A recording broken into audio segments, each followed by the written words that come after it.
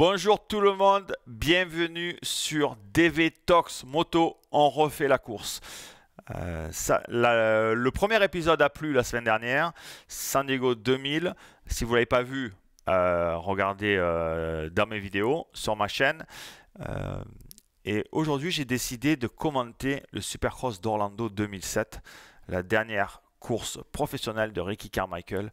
Une course légendaire avec une bagarre avec James Stewart, évidemment.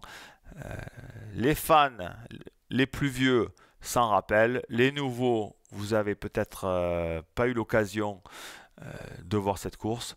Donc, on se refait ça et c'est pas mal du tout. Allez, c'est parti.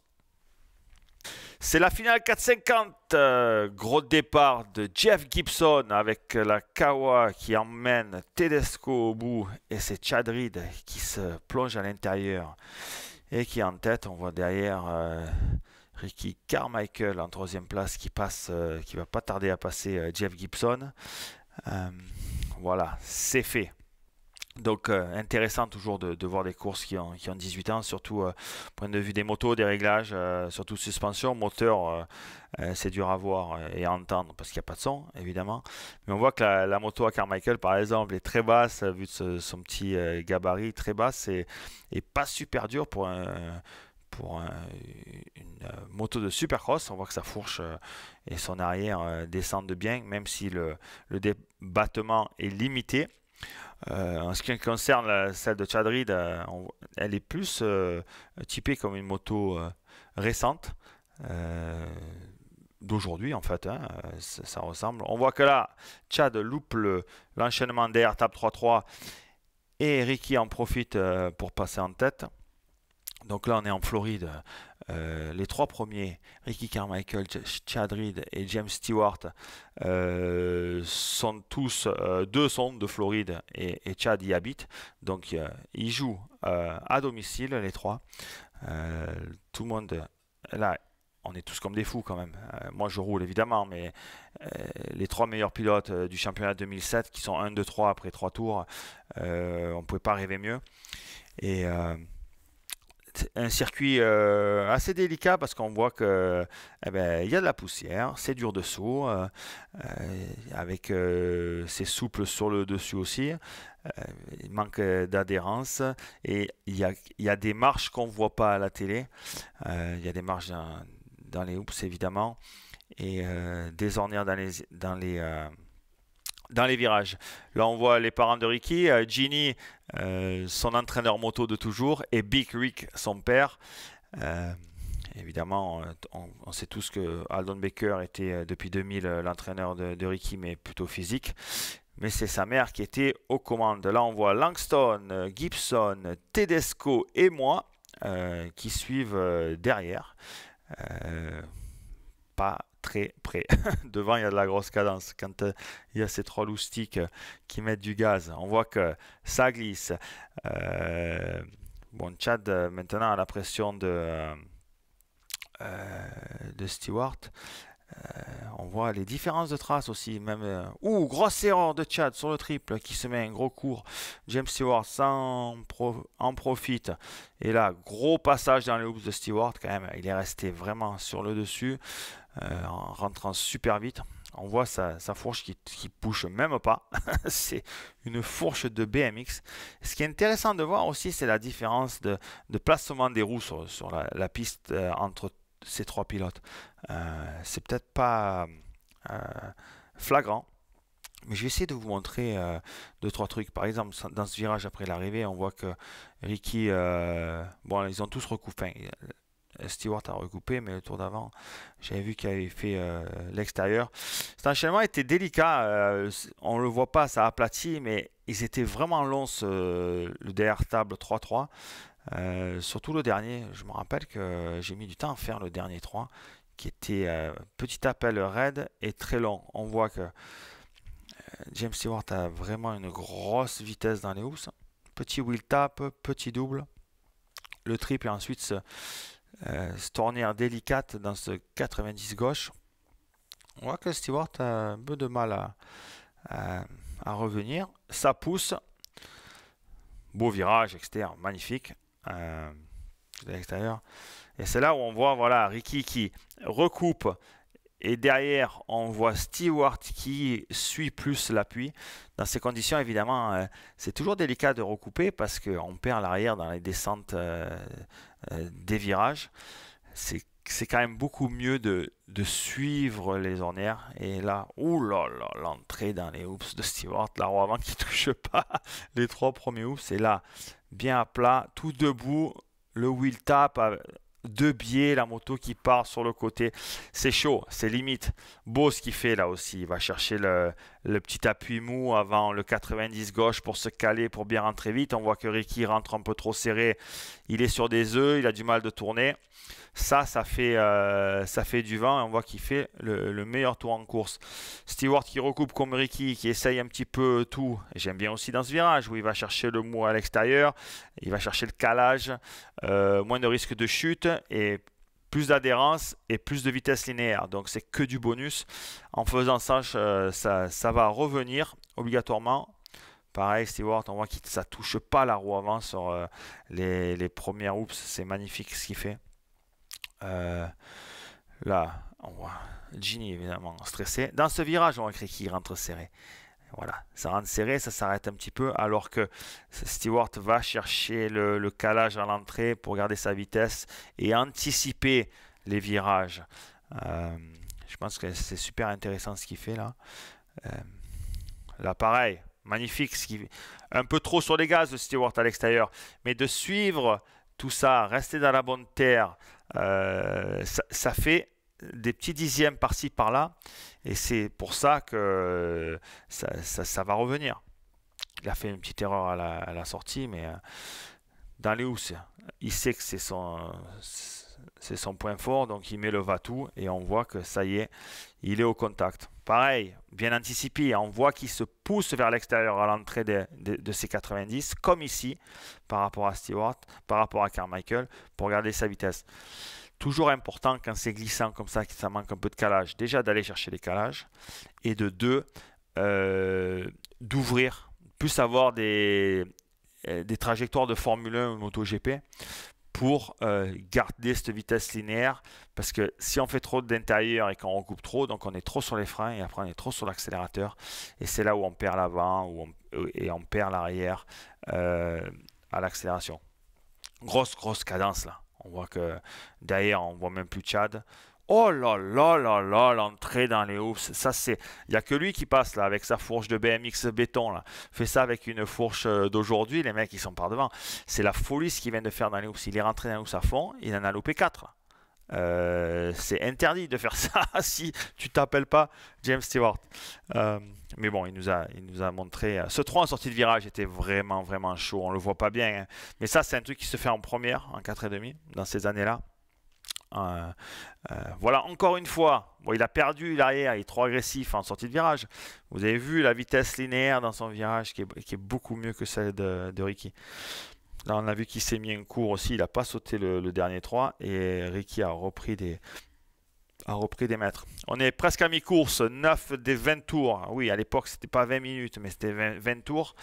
Et on commence à arriver sur les retardataires avec ces Cole Siebler, là, je pense, que Ricky va passer. Et devant, ça ressemble à Jacob Sellor. Bon, c'était des chasseurs de primes privés du milieu des années 2000 et la Troy Adams par terre ou Stewart, qu'est-ce qu'il nous fait? Il nous fait du trial sur un bloc de mousse en essayant d'éviter Troy Adams d'ailleurs qui était au sol. Allez, c'est reparti. La bagarre reprend place. Stewart toujours magnifique à l'entrée des hoops où il arrive à rentrer super fort et en louper et quand même garder son timing pour dribbler. On va regarder ce. Voilà, petit scrub à l'inverse du terrain, Stewart qui va chercher le petit bourrelet et il se rapproche. Magnifique d'anticipation. Ce petit 3 qui avait que. Je crois qu'ils étaient que 3 ou 4 à le faire. Moi je ne le faisais pas ce 3 en sortie de virage.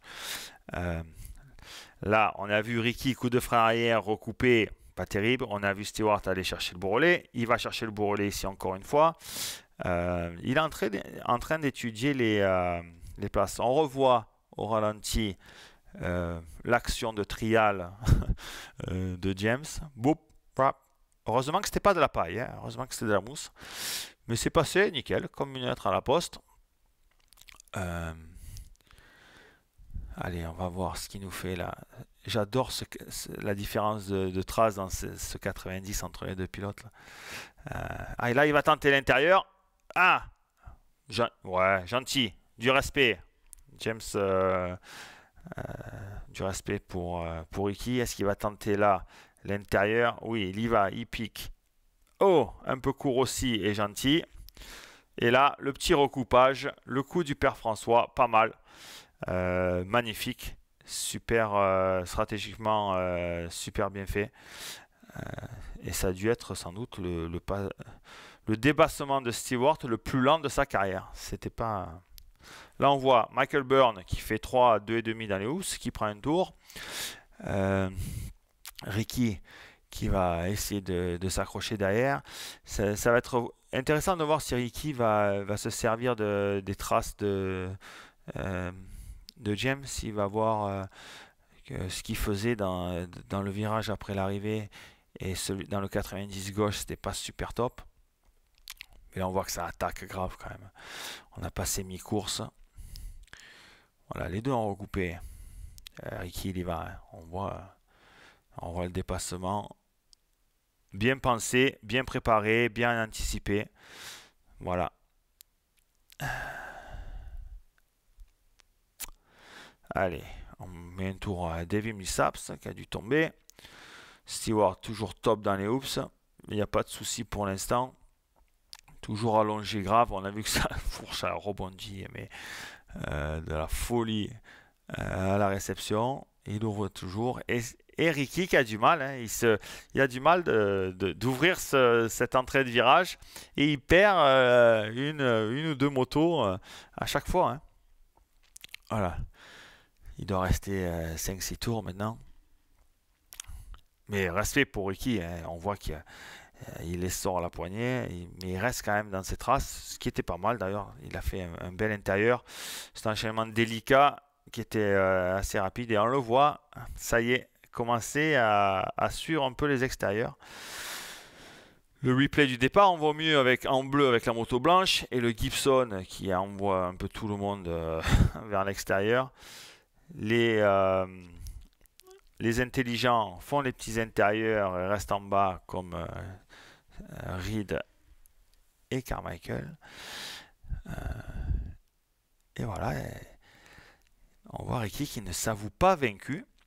Et Stewart qui commence à rouler un peu défensif parce que on arrive sur les retardataires en paquet, donc ça avantage automatiquement celui qui est en deuxième place. Là on voit que c'est Josh Summey qui a du mal de se lever. Ricky qui n'a pas fait le 3 à la fin de l'enchaînement mais qui n'a rien perdu. Et après les prochains sur la liste des retardataires c'est It's Voss. Stewart obligé d'aller à l'extérieur.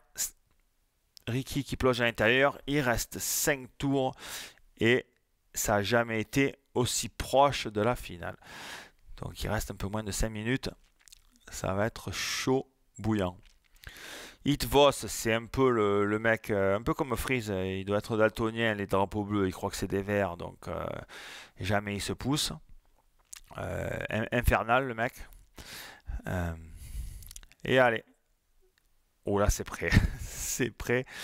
Ça roule défensif pour... on a vu que Stewart a pris la trace de Ricky. Ricky qui essaye de recouper avant le triple. Oh, ça se regarde. Petit coup d'œil. Il n'y a pas eu...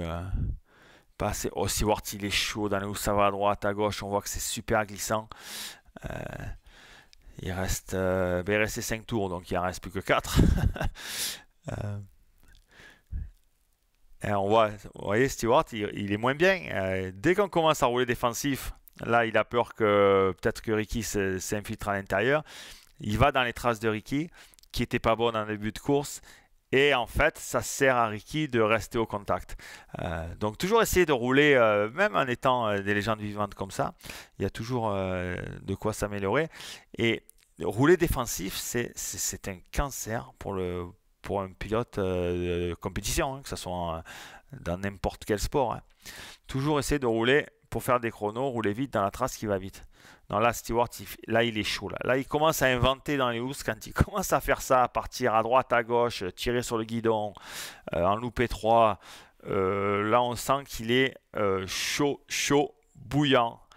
Et ils sont chez eux, c'est la dernière course. Je pense que Stewart reprend le flambeau de Carmichael et ne voulait pas se faire battre, surtout en Floride, devant tout le monde par Carmichael pour sa dernière course.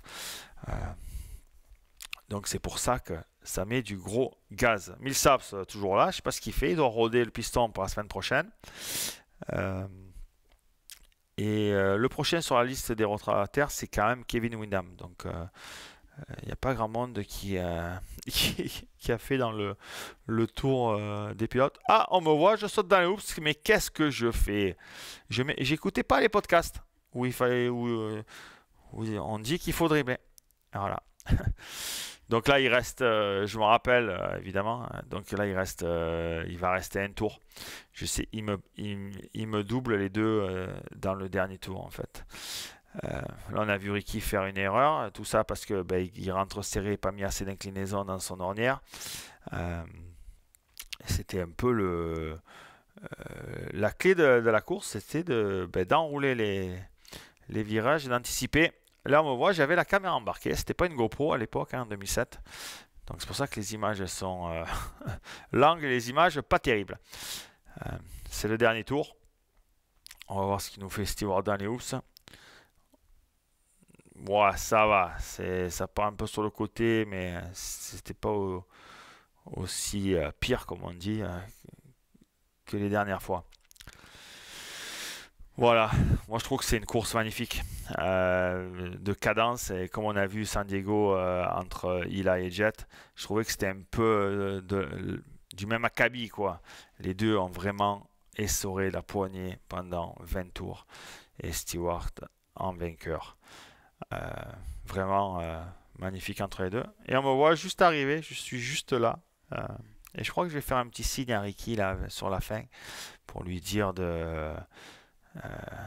en signe de respect, bravo Ricky, je lui dis. Un gars que j'apprécie et qui a toujours été sympa. Voilà le résultat. Stewart, Carmichael, Reed, Tedesco, Ferry, Langston. Je fais 7, Windham 8. Voilà. Encore une victoire pour James Stewart. Mais voilà, t'avais encore du jus pour la finale. Il devait être malade. Bon, j'ai essayé de faire le moins d'erreurs possible. C'était sans doute une des courses les plus fun de ma carrière. On se regardait sur le triple. C'était super clean.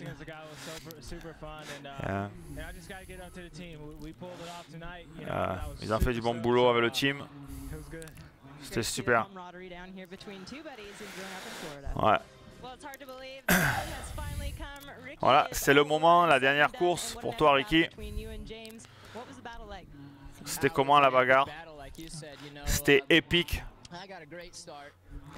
Super bien parti, j'ai passé Chad. Et le numéro 7 était derrière moi. Alors je me suis dit que ça allait être une super soirée. On m'a passé à la mi-course et j'ai essayé de faire un maximum pour rester avec lui. C'était une super façon de finir sa carrière. Et maintenant c'est la fin. C'est quoi pour toi next?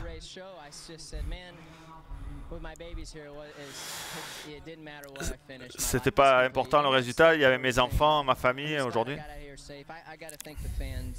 Et il veut remercier les sponsors et les fans qui sont venus ce soir.